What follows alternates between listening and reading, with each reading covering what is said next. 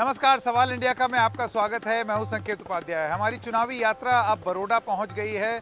संस्कृति, सांस्कृतिक ताने बाने का बहुत बड़ा केंद्र, शिक्षा का केंद्र, महाराजा गायकवाड़ का केंद्र, भव्य इमारतों का केंद्र, बहुत ही सुंदर दिखने वाली इमारतों का केंद्र, न्याय मंदिर यानी कि कोर्ट की पुरानी बिल्डिंग मेरे पीछे है, जैसे कि आप देख सकते हैं कितनी सुंदर लगती है। एक बड़ी ज़बरदस्त सी झील है मेरे सीधे हाथ की तरफ। एक शहर की बसावट देख करके लगता है कि बड़ा सुकून है यहाँ पर। लेकिन इस चुनावी रणभूमि में इसकी एक और छवि प्रस्तुत हुई है सब लोगों के सामने, और वो छवि ये है कि बागी विधायकों की राजधानी बनके बड़ौदा उभरी है। इसके बारे में और विस्तार से चर्चा करेंगे और आपको वो इंटरव्यू भी दिखाएंगे और बहुत डिटेल में आगे एनडीटीवी इंडिया में अलग अलग कार्यक्रम भी बताएंगे। लेकिन आज जिस चीज़ पर हम कार्यक्रम कर रहे हैं वो है गुजरात के चुनाव में प्रचार करने आए असम के मुख्यमंत्री हेमंत बिस्वा शर्मा की। और उन्होंने आ करके गुजरात चुनाव में जिस तरीके से कैंपेनिंग चल रही थी, लोग अपनी अपनी बात कर रहे थे, प्रधानमंत्री ने भी अटैक कर रहे थे कांग्रेस पर, लेकिन वो अटैक एक दिशा और में था। अमित शाह भी अपनी बात बोल रहे थे, लेकिन असम के मुख्यमंत्री ने आ करके एकदम सब कुछ खड़का दिया, हिला दिया, और वो लेके वापस पूरा मसला उन मुद्दों पर ले गए, ऐसे मुद्दों पर ले गए जो कि ये माना जाता है कि ये बीजेपी के ट्रेडिशनल मुद्दे हैं, जैसे कि यूनिफॉर्म सिविल कोड, जैसे कि लव जिहाद पर कानून। लेकिन ये करने के प्रयास में उन्होंने आफ्ताब और श्रद्धा मर्डर केस को अहमदाबाद और गुजरात की राजनीति में ले आए। मतलब आप ये समझिए कि दो हेडलाइंस मिलाने का काम हेमंत बिस्वा शर्मा ने किया। क्या कहा उन्होंने, आइए आपको वो बताते हैं। लव जिहाद पर वो क्या कहते हैं। हेमंत बिस्वा शर्मा का कहना है कि आफ्ताब ने श्रद्धा की हत्या की, उसे 35 टुकड़े में काटा। पुलिस ने पूछा कि हिंदू लड़कियों को ही क्यों लाते हो। आफ्ताब ने जवाब दिया, हिंदू लड़कियां भावुक होती हैं। कोई आफ्ताब श्रद्धा है, कई आफ्ताब और श्रद्धा है। लव जिहाद के खिलाफ बड़ा कानून ज़रूरी है। इसके अलावा उन्होंने सिंगल वेडिंग के ऊपर एक बात बोली है कि एक ही शादी होनी चाहिए। वो कहते हैं एक व्यक्ति 2-3 शादी कर लेता है, आखिर तुम 2-3 शादी क्यों नहीं करोगे। अगर हिंदू एक शादी करता है तो दूसरे धर्मों के लोगों के लिए भी एक शादी करनी पड़ेगी। देश में समान नागरिक संहिता कानून बनना चाहिए, यानी कि यूनिफॉर्म सिविल कोड की उन्होंने बात की। उन्होंने कहा सिविल कोड आने में 4-4 शादियों से छुटकारा मिलेगा। ये सारी बात उन्होंने कही है। और अभी एक ताज़ा बयान उन्होंने और दिया है, जिसमें उन्होंने कहा है कि राहुल गांधी भारत जोड़ो यात्रा के दौरान, जैसे उनके बाल लंबे हो गए हैं, दाढ़ी लंबी हो गई है, वो कहते हैं तो सद्दाम हुसैन की तरह दिखता है। 2004 में जब सद्दाम हुसैन पकड़े गए थे तो दाढ़ी निकल आई थी उनकी। तो हेमंत बिस्वा शर्मा को लगा ये तुलना कर दें। अब इस पर कांग्रेस पार्टी भड़क गई। तो ये पूरा खेल चल रहा है, जिसमें हेमंत बिस्वा शर्मा जो कि असम के मुख्यमंत्री हैं, उन्होंने गुजरात में आकर के पूरा एकदम इधर का उधर सब पलट डाला। मकसद क्या है इसके पीछे? क्या चुनावी लाभ लेने की एक कोशिश है और क्या चुनावी लाभ मिलेगा? तो जो बड़ा सवाल हम पूछ रहे हैं वो ये है कि लव जिहाद की गुजरात चुनाव में एंट्री, क्या मिलेगा इससे चुनावी फ़ायदा। मैं स्वागत करना चाहता हूं हमारे मेहमानों का जो हमारे साथ जुड़ गए हैं। प्रकाश चंद शर्मा नेता हैं बीजेपी के, डॉक्टर आदिश सी अग्रवाल आप पॉलिटिकल एनालिस्ट हैं, आपके जो विचार हैं वो थोड़ा बीजेपी की तरफ पक्ष रहता है उनका। राकेश कपूर जी वरिष्ठ पत्रकार हैं, हमारे साथ जुड़ गए हैं। और निशांत रावल प्रवक्ता हैं कांग्रेस पार्टी के। हमने आम आदमी पार्टी को भी न्योता भेजा था कि वो आ करके इस डिबेट में भाग लें, लेकिन उन्होंने ये तय किया कि वो इस डिबेट में भाग नहीं लेंगे। तो अगर किसी को ये आपत्ति होने लगे कि हमने आम आदमी पार्टी को क्यों नहीं बुलाया, तो मैं शुरुआत में ही कह दिए देता हूँ, हमने बुलाया था, वो नहीं आए। तो मैं सबसे पहले शुरू करना चाहता हूँ प्रकाश चंद शर्मा जी आपके साथ। ये बताइए कि अच्छा भला गुजरात का चुनाव चल रहा था, इसमें मुद्दों के बारे में बात हो रही थी।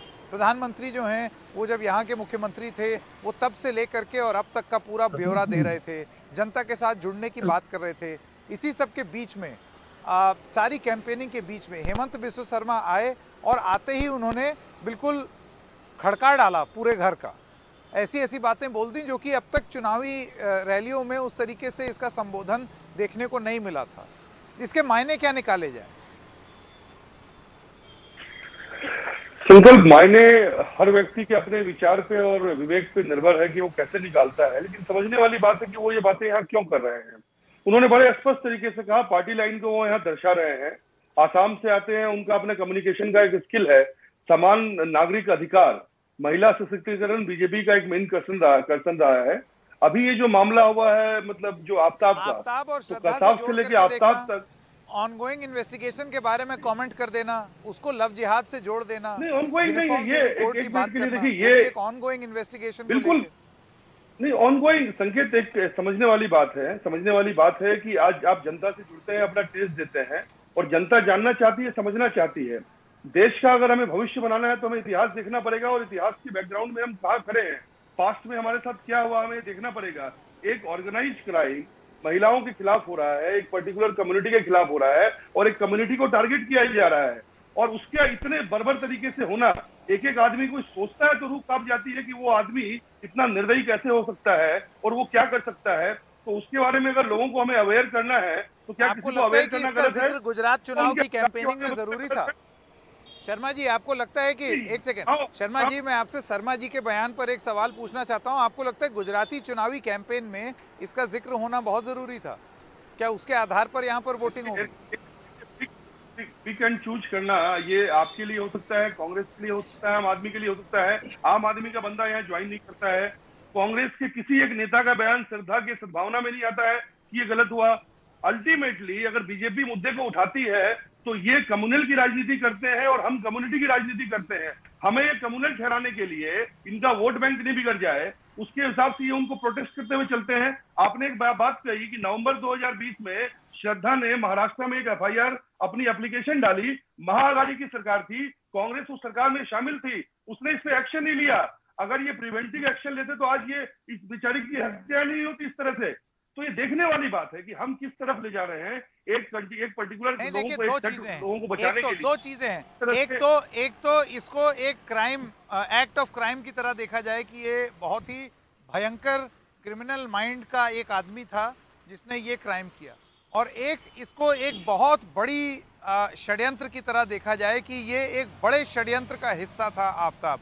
मुझे लगता है हेमंत बिस्व शर्मा इसको जिस तरीके से गुजरात में प्रस्तुत कर रहे हैं, ऐसे लगता है कि आफ्ताब किसी लव जिहाद गैंग का मेंबर हो। आपने उस तरीके से इसको चुनाव में प्रस्तुत किया।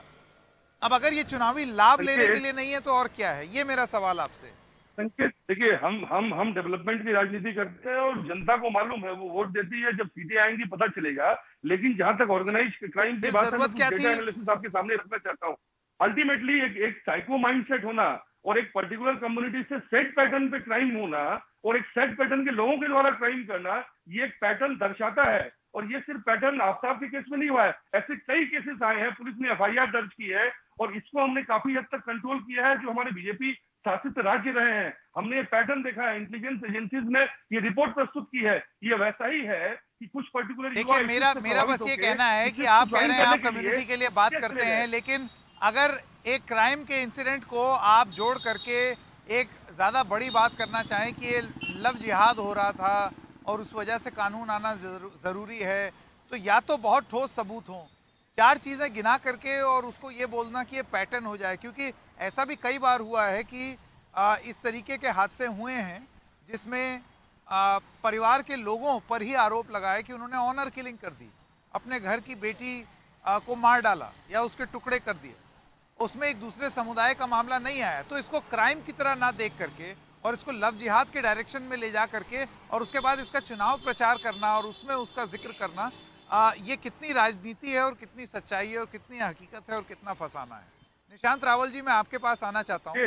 निशांत जी, देखिए, ये तो जो बात है इस पर आप कमेंट करिए। एक सेकंड रावल जी, रावल जी, इससे पहले कि आप इस पर कमेंट करें, उन्होंने तो उनको आपके नेता में सद्दाम हुसैन दिख रहे हैं, हेमंत बिस्व शर्मा जी को।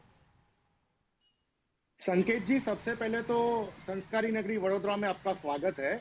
देखिए, राहुल गांधी जी ने सबसे पहले जब भारत जोड़ो यात्रा का उद्घाटन किया था, तभी उनका स्टेटमेंट आया था कि वो तपस्या करने निकले हैं।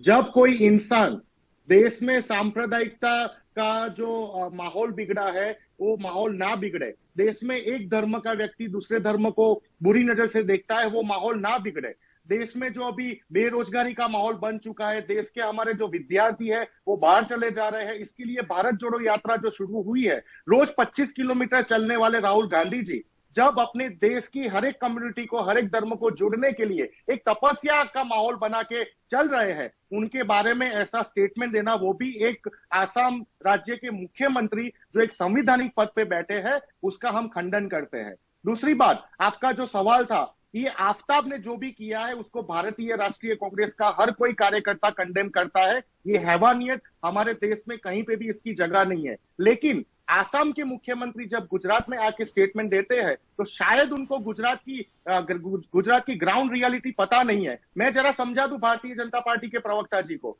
सीआईडी क्राइम के रिपोर्ट के अनुसार गुजरात में घरेलू हिंसा 28% बढ़ गई है। सिर्फ और सिर्फ 2021 में 1945 केसेस गुजरात में रजिस्टर हुए, उसमें से भी 945 केसेस सिर्फ 2 सिटी अहमदाबाद और सूरत में रजिस्टर हुए। मैं भारतीय जनता पार्टी के प्रवक्ता को सवाल करना चाहता हूं कि अभी सूरत में ग्रीष्मा नाम की 21 साल की लड़की जो कॉलेज में पढ़ाई करती थी, उसके घर के पास जाहिर में एक लड़के, फैनिल नाम के एक लड़के ने उसकी गला काटकर हत्या कर दी। पूरा गुजरात शौक में था। तब भारतीय जनता पार्टी के लोगों का क्या बोलना था? मरने वाली जो लड़की थी जिसका मर्डर हुआ वो भी हिंदू थी और मारने वाला भी हिंदू था। देखिए संकेत भाई, इनके पास गुजरात में विकास के कोई मुद्दे बचे नहीं है, इसलिए बार बार इनके प्रवक्ता और इनके नेता गुजरात आके सिर्फ और सिर्फ कम्युनल चीजों की बात करने लगे हैं, सिर्फ और सिर्फ 370 की बात करने लगे, सिर्फ और सिर्फ पाकिस्तान, अफगानिस्तान, बांग्लादेश की बातें करने लगे। इससे गुजरात की जनता के जो प्रॉब्लम्स और इश्यूज अराइज हुए हैं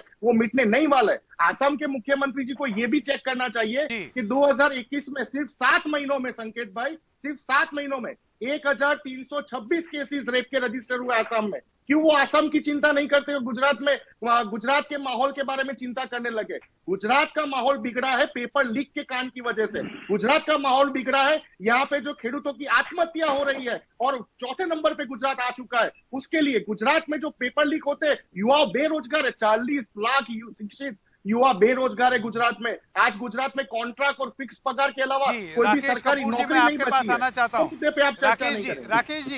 राकेश जी, मैं आपके एक सेकंड जी, राकेश जी मैं आपके पास आना चाहता हूं और आपसे जानना चाहता हूं ये जो हेमंत बिस्व शर्मा ने बोला है इसको किस तरीके से देखा जाए?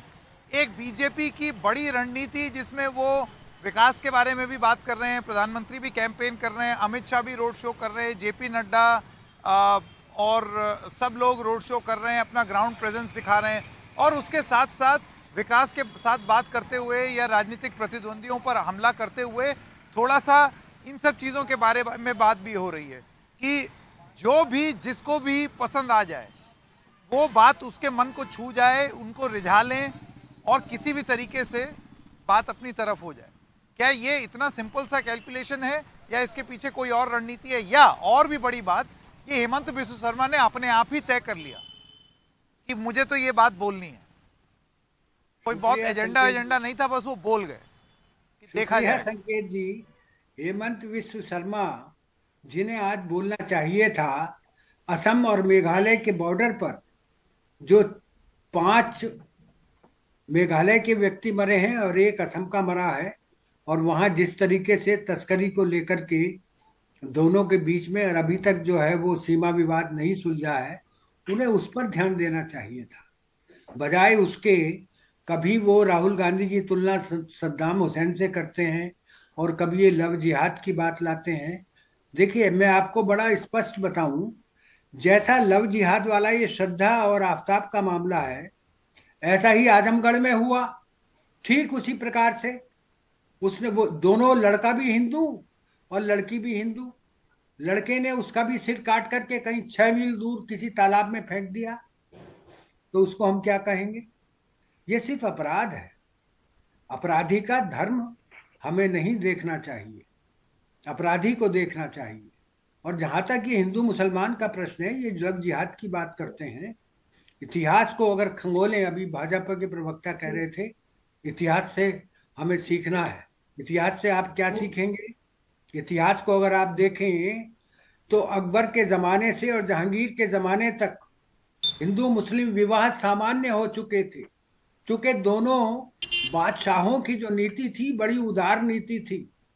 उस समय हिंदू मुसलमान विवाहों को अन्यथा नहीं लिया जाता था, बहुत सामान्य हो चुके थे। इससे चूंकि मुसलमानों में कट्टरपंथी ज्यादा है, हमें स्वीकार करना चाहिए काजियों ने और मौलवियों ने इस पर शोर मचाया, तो शाहजहां ने फरमान जारी किया था कि हिंदू मुस्लिम विवाहों पर जो है वो प्रतिबंध लगता है।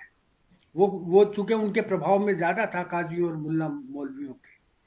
लेकिन हमें भारत का इतिहास देखना चाहिए। कितने बाजीराव पेशवा, जिनकी वीरता के हम गुणगान करते हैं, उनकी प्रेमिका कौन थी? उनकी प्रेमिका तो एक मुस्लिम महिला थी, मस्तानी। वो किसकी पुत्री थी?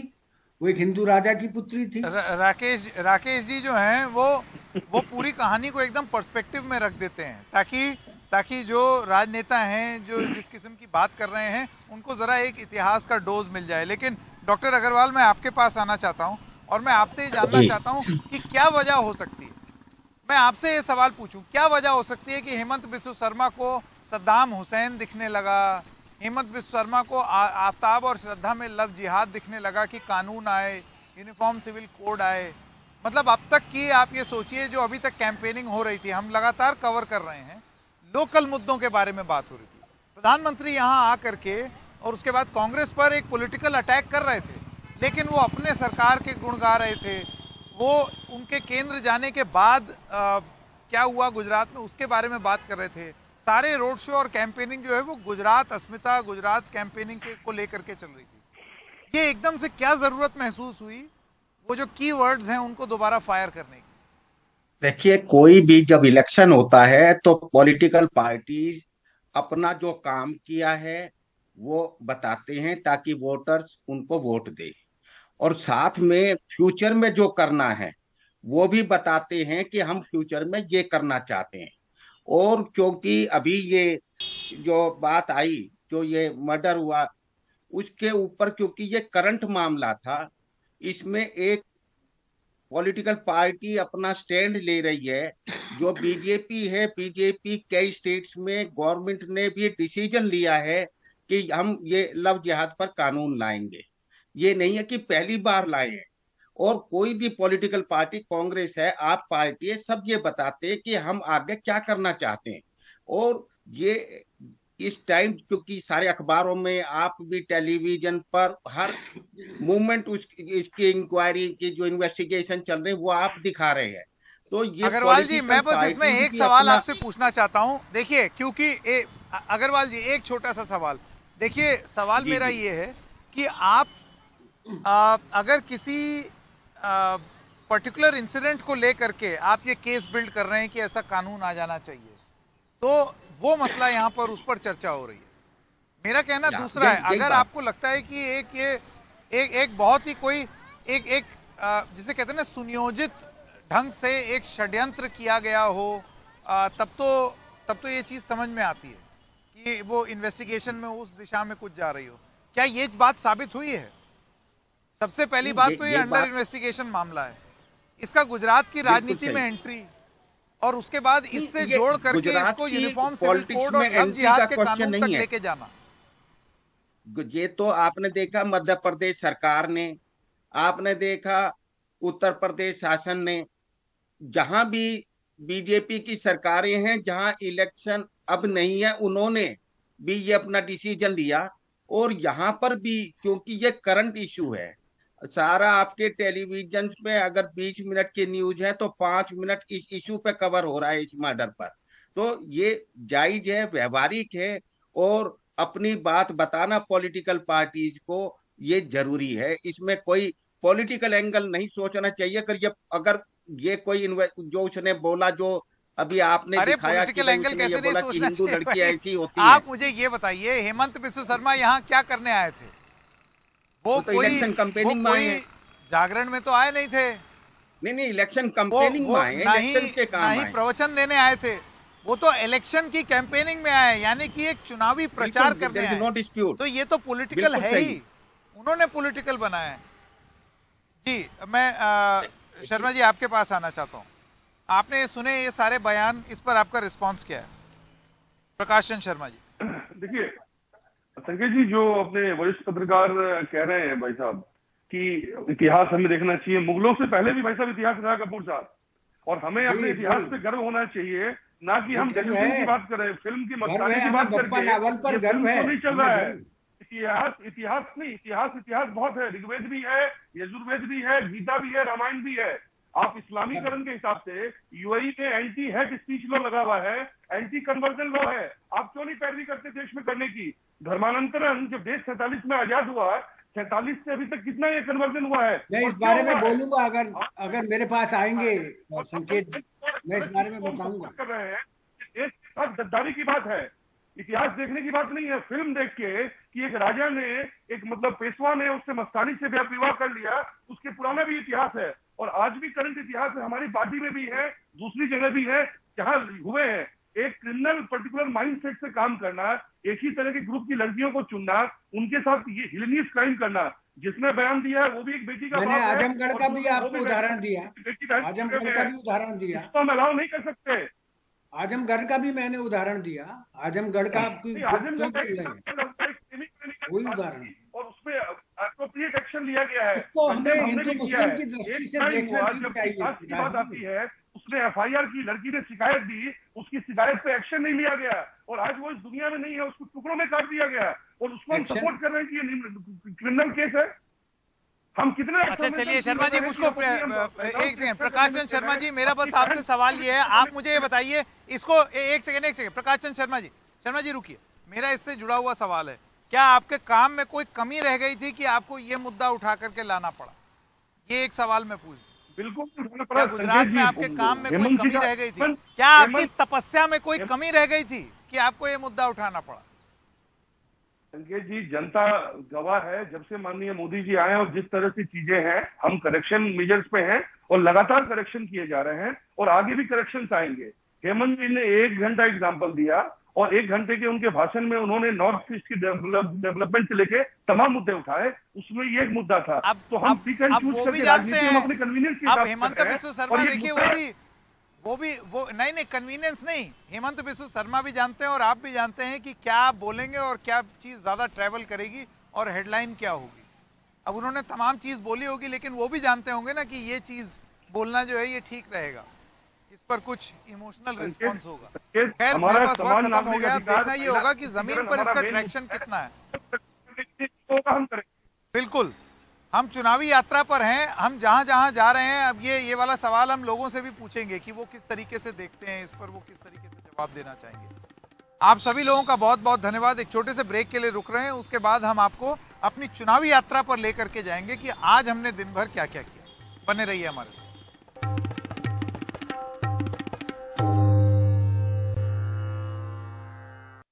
आइए अब हम आपको ले चलते हैं एक चुनावी यात्रा पर, जहां पर हमने आज बड़ौदा में पहुंचकर एक इंटरव्यू किया। जैसे कि हमने बताया, सांस्कृतिक केंद्र है, शिक्षा के लिए जाना जाता है, संस्कृति के लिए जाना जाता है, संगीत के लिए जाना जाता है, लेकिन अब बागियों की राजधानी के रूप में भी जाना जा रहा है। जिन जिन लोगों को बीजेपी से टिकट नहीं मिली, उसमें से 3 लोग ऐसे थे जो कि यहाँ पर बड़ौदा जो जिला है उसमें करीब 13 संसदीय माफ कीजिएगा विधानसभा क्षेत्र आते हैं। इन 13 विधानसभा क्षेत्रों में से 3 बागी यहाँ पर बीजेपी की मर्जी के खिलाफ उन्होंने पर्चा दाखिल कर दिया है, निर्दलीय रूप से वो लड़ रहे हैं।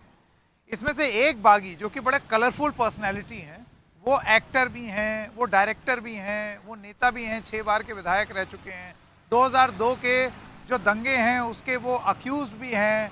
उनसे हमने बात की, मधुभाई श्रीवास्तव से, कि वो किस तरीके से देखते हैं और वो अपने आप को कितने पानी में आंकते हैं। सुनिए ये बातचीत। तो इस वक्त हम बड़ौदा में हैं और बड़ौदा एक सांस्कृतिक केंद्र की तरह तो जाना ही जाता है, एजुकेशन हब की तरह जाना जाता है, लेकिन गुजरात चुनाव में अब ये बागियों का एक गढ़ के रूप में भी जाना जाता है। और हमारे साथ हैं मधुभाई श्रीवास्तव। मधुभाई, आप 6 बार से विधायक रह चुके हैं और इस बार जब टिकट कटा भारतीय जनता पार्टी से तो आप बागी हो गए और अब आप जो हैं वो निर्दलीय लड़ रहे हैं। आपकी एक अलग ही पर्सनैलिटी रहती है जिसकी वजह से लोग आपको जानते हैं। आप फिल्म भी बना चुके हैं, एक कंट्रोवर्शियल पर्सनैलिटी के रूप में भी आपको देखा जाता है, लेकिन ये जो आप बागी हो गए हैं, इससे आपको क्या उम्मीद है कि आप सही में कुछ कर पाएंगे या भारतीय जनता पार्टी का विश्लेषण सही है? एक तो पहली बात है कि मैं बागी नहीं बना हूँ। हाँ, मेरे को बुलाया गया था। हाँ, मैं पहले निर्दलीय चुनाव जीता 1995 में। हाँ, और ऐसे वोट से जीता था मैं कि भारतीय जनता पार्टी, कांग्रेस, जनता दल सबके वोट गिनो तो भी उससे भी ज़्यादा वोट से मैं हाईएस्ट वोट से जीता था सन 1995 में। उसके बाद बीजेपी ने मुझे बुलाया था और 5 दफे बीजेपी ने मुझे टिकट दी और 5 दफे एक ही विस्तार में जीता हूँ कि जिसका वाघोड़िया 136 मत विस्तार होता है। एक बड़ौदा तालुका आता है, एक वाघोड़िया तालुका आता है, 2 तालुका का एक विधानसभा विस्तार बनता है। और अभी फिर से चुनाव वही 1995 दोबारा, ये चुनाव 5 तारीख को है और 8 तारीख को काउंटिंग होगा। 8 तारीख के काउंटिंग में देख लेना, उसी 1995 में जो वोट मुझे मिला था उससे भी ज्यादा वोट 8 तारीख को मिला। तो आपको कहना है आपको बीजेपी की जरूरत नहीं थी, आप पहले भी निर्दलीय जीते थे और अब आगे भी जीते जाएंगे। उसमें तो कोई 2 मत की बात नहीं है ना। बीजेपी को मैंने सपोर्ट करा है, निर्दलीय चुनाव जीतकर मैंने बीजेपी को सपोर्ट किया है।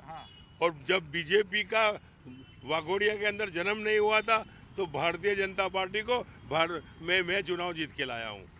पर मधु भाई, ये भी बोला जाता है कि आप ठीक है, आप बीजेपी के साथ थे, 6 टर्म के विधायक रहे, 95 का आप उदाहरण दे रहे हैं, आप निर्दलीय थे, लेकिन फिर आप ऐसी ऐसी बात बोल देते हैं जो कि पार्टी को आप एम्बैरेसिंग सिचुएशन में डाल देते हैं। जैसे कि आपने ये बोल दिया कि जो समर्थन नहीं करेगा उसको गोली मार देनी चाहिए। देखो, गोली तो किसको मारना है, आपको ये उस बारे में भी बोला मैं कि मेरे कार्यकर्ता की, मेरे मत क्षेत्र के कार्यकर्ताओं की कोई बहन की मस्करी करेगा या कोई मेरे कार्यकर्ता की कॉलर पकड़ेगा तो अवश्य गोली चलाऊंगा मैं। अपने आप को आप भाजपा का इंसान मानते हैं या नहीं? जैसे अगर आप फर्ज कीजिए चुनाव जीत जाते हैं तो फिर आप अपने आप को बीजेपी का हिस्सा मानेंगे या अब हो गया सब अलग अलग हो गया? देखो, चुनाव में जीत रहा हूँ और चुनाव इतने जंगी बहुमती से जीतने वाला हूँ और किसको सपोर्ट करना वो तो मेरे कार्यकर्ता और मेरी कमेटी कहेगी कि भाई झाड़ू वाले को सपोर्ट करना है या कांग्रेस को सपोर्ट करना है या भाजपा को सपोर्ट करना है। अच्छा, या निर्दलीय रहना है। ये तीनों ऑप्शन दे दिए आपने? हाँ, तीन ऑप्शन दे दिए। मतलब आप भी, आपके लिए खुला है, कांग्रेस भी खुला है, बीजेपी खुला है और निर्दलीय रहना भी खुला है। निर्दलीय मेरे कार्यकर्ता कहेंगे वही करना है। उनके बदौलत से तो मैं चुनाव जीतता हूँ और उनके बदौलत से चुनाव जीतकर वो कहेंगे वही करूंगा, वो कहेंगे तो राजीनामा दे दूंगा, मेरे कार्यकर्ता कहेंगे वही करूंगा और जीत निश्चित है, उसमें कोई 2 मत की बात नहीं। ऐसा क्यों है कि यहाँ बड़ौदा में ही आसपास अगर आप देखें तो 3-4 ऐसे लोग हैं जिनकी टिकट कटी है और सब निर्दलीय चुनाव लड़ रहे हैं? औरों की बात अलग है। मैं निर्दलीय चुनाव जीता था। मैं निर्दलीय चुनाव जीतकर पार्टी में गया हूँ, पार्टी में पहले से नहीं गया हूँ। निर्दलीय जीतकर मेरे को पार्टी बुलाकर ले गई और मैं 5 दफे चुनाव लड़ा। 5 दफे चुनाव के दरमियान में बीजेपी के सिंबल पे, पर मैंने चुटनी का एक फंड भी 1 रुपया नहीं लिया पार्टी के पास से। पार्टी को मैंने उल्टा फंड दिया होगा उनका कुछ कार्यक्रम के लिए, पर मैंने कभी पैसा लिया नहीं। मेरे ख्याल फिल्म भी बनाई थी आपने, गुजरात का लायन आपकी एक फिल्म थी। हाँ, लाइन ऑफ गुजरात बनाई थी। लाइन ऑफ गुजरात बनाई थी और लाइन ऑफ गुजरात के अंदर मैंने इंस्पेक्टर का रोल बजा था। अच्छा, आप इंस्पेक्टर बने थे? यस। मैंने मेरी जवानी में 50 के साथ अकेला लड़ा हूँ। अच्छा, 50 आदमी के साथ लड़ा हूँ। उस टाइम पे टॉकीज का जमाना था, अल्पना, अप्सरा, विहार, टॉकीज का जमाना था। उस टाइम पे 50 के साथ अकेला लड़ा था। वो शेर तो अकेला जंगल में चलता है और शेर ही रहता है। एक मेरा आखिरी सवाल ये है, बड़ौदा में और आपका जो क्षेत्र है वाघोड़िया और ये तमाम क्षेत्र के लिए आज प्रधानमंत्री एक रैली कर रहे हैं। जाहिर सी बात है प्रधानमंत्री अपना पूरा बल, पूरा सहयोग अपने कैंडिडेट्स को दे रहे हैं। ऐसे में आप अपने आप को कहाँ पाएंगे? देखो, मैं हिंदुस्तान के प्रधानमंत्री नरेंद्र मोदी को मैं बहुत अच्छी तरह से जानता हूँ। उनके साथ जब कार्यकर्ता थे, प्रचारक थे नरेंद्र मोदी जी बड़ौदा में, उनके साथ मैं स्कूटर पे चलाऊं उनको बिठाकर नरेंद्र मोदी जी को एक हिंदुस्तान का प्रधानमंत्री मानता हूं। नरेंद्र मोदी को पूरे दुनिया के अंदर अच्छा काम करा, उनको मैं मानता हूं। उनके लिए बुराई नहीं कहता हूं, वो तो आगे बढ़ते जाए, उसके लिए मेरा धन्यवाद है। आपको किसी ने ये नहीं बोला कि मत लड़ो? आप कह रहे हैं कि अगर मोदी या अमित शाह ने बोला होता तो आप फिर नहीं लड़ते? नहीं लड़ते, सही बात है। जिस तरह रूपानी जी को मांग लिया, नितिन भाई का मांग लिया, ये लोगों ने सबका मांगा तो मेरा ही मांग लिया होता, मैं दे देता, मैं नहीं लड़ता और पार्टी का सेवक बन के सेवा करता। पर मेरे को टिकट देने का बोला, मीडिया में आ गया, कंफर्म हो गया, चिल्ली तक पर नीचे के लोगों ने जो इनका स्वार्थ था उस स्वार्थ के लिए मेरी टिकट कट करी है। इसलिए मेरी प्रजा नाराज है, मेरा कार्यकर्ता नाराज है, मेरी सब लोग दोस्त नाराज है।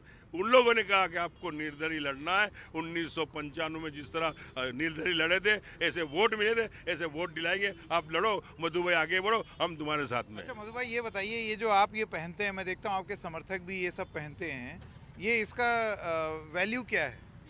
ये सब मंत्रेला है। हाँ। कोई बापू ने मंत्र के दिया है, कोई महाराज ने मंत्र के दिया है। हाँ। ये वो मंत्र है कि मंत्र के लिए कोई हमको छू नहीं सकता है या कोई हमको खराब नहीं कर सकता है।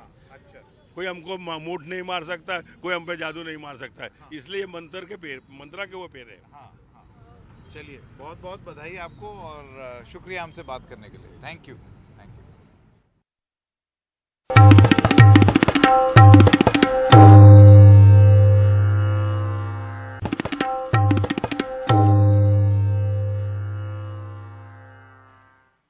एक बार फिर से आपका स्वागत है और आइए गुजरात के इस चुनावी दंगल में अब आपको वापस सूरत लेकर के जाते हैं, जहां पर हमारे सहयोगी शरद शर्मा ने बात की।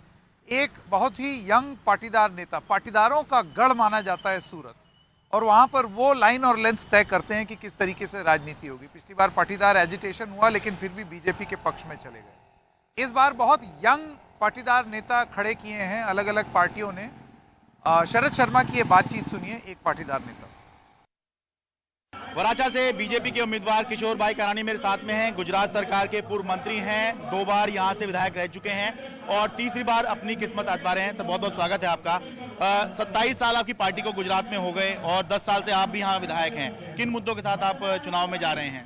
27 साल की सरकार की जो विकास की कामगिरी है, विकास के जो काम किए है, गुजरात को शांति दिया है, सुरक्षा दिया है और विकास का जो काम हुआ है, 27 साल का हिसाब लेके हम लोगों के पास जा रहे हैं। सरकार की जो लोगों के हित में जो योजनाओं बनी है, ये योजनाओं लोगों तक पहुंचे, वो भी हम प्रयास किया है, वो भी बात लेके हम जा रहे हैं। ठीक है। आपके सामने जो उम्मीदवार हैं, जो माना जा रहा है अल्पेश कथीरिया, जो आम आदमी पार्टी से लड़ रहे हैं, पाटीदार आंदोलन से निकले हैं, वो भी पाटीदार, आप भी पाटीदार, तो कितना कड़ा मुकाबला देख रहे हैं इस बार? ना, उसमें कुछ कड़ा मुकाबला नहीं है। हाँ। वो पाटीदार चेहरा था, है ही नहीं। हाँ। वो अनामत आंदोलन समिति के कन्वीनर थे। हाँ। उसको अब वो राजकीय नेता हो गए, कोई पार्टी में जुड़ गए, तो अभी लोग तय करेंगे, नक्की करेंगे। हाँ। कौन चेहरा चाहिए। पाटीदार तो दोनों है। हाँ। हमने 10 साल जो इस इलाके में काम किया है, वराछा में हमने जो काम किया है, हाँ। लोगों के लिए हम दौड़ते रहे। हाँ। उसका आवाज बन के हम वहीवट के अंदर के सामने हाँ। वो लड़ रहे हैं, तो हमारा अनुभव है काम का लोगों को। ठीक है। 2 तरह की चर्चाएं चल रही हैं। एक चर्चा ये चल रही है कि पाटीदार आंदोलन जब अपने शबाब पे था, चरम पे था, तब भी पाटीदार समाज ने जो है बीजेपी का साथ नहीं छोड़ा और आपने तब भी जीतकर यहाँ पर दिखाया, जो कि सिंबॉलिकली पाटीदार बहुल सीट है ये। और लेकिन एक बात ये भी चल रही है कि तब विकल्प नहीं था, जो है कोई लोग कांग्रेस को पसंद नहीं कर रहे थे, शायद इस वजह से पाटीदारों ने तब भी बीजेपी का साथ ही दिया। तो इस पे क्या कहेंगे आप? दोनों तरह की अभी भी कोई विकल्प नहीं है लोगों के पास, अभी भी कोई विकल्प नहीं, क्योंकि पाटीदार अनामत आंदोलन के जो वक्त था, हाँ।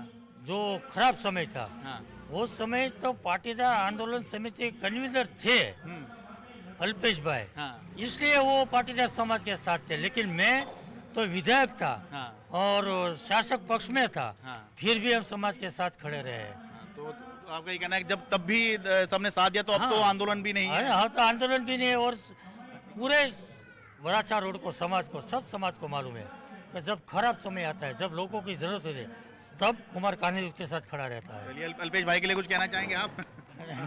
वो तो उसके हिसाब से वो चुनाव लड़ रहे हैं। हाँ। वो सब जगह बोल रहे हैं। हाँ। कि काका भतीजे की लड़ाई, चाचा भतीजे की लड़ाई है। हाँ।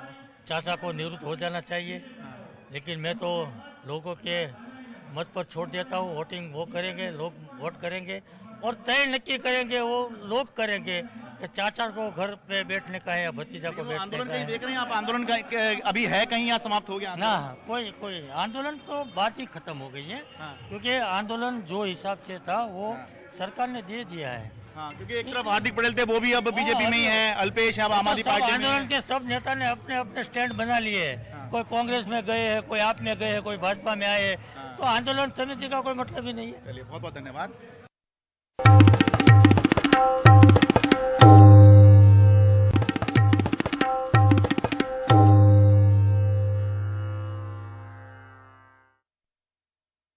तो आइए आपको बताते हैं प्रधानमंत्री से संबंधित, जो कि लगातार कैंपेनिंग कर रहे हैं यहाँ पर गुजरात में, कुछ जानकारी हमारे सहयोगी अखिलेश शर्मा को मिली है। रविवार और सोमवार फिर गुजरात प्रचार पर रहेंगे प्रधानमंत्री मोदी। वो आज भी यहाँ पर हैं। दूसरे दौर के मतदान वाली सीटों पर वो प्रचार करेंगे। फेज़ 2 जो कि 5 दिसंबर को वोटिंग होनी है गुजरात में, ये उनका तीसरा दौरा होगा। पहला दौरा 3 दिन का था, दूसरा 2 दिन का था।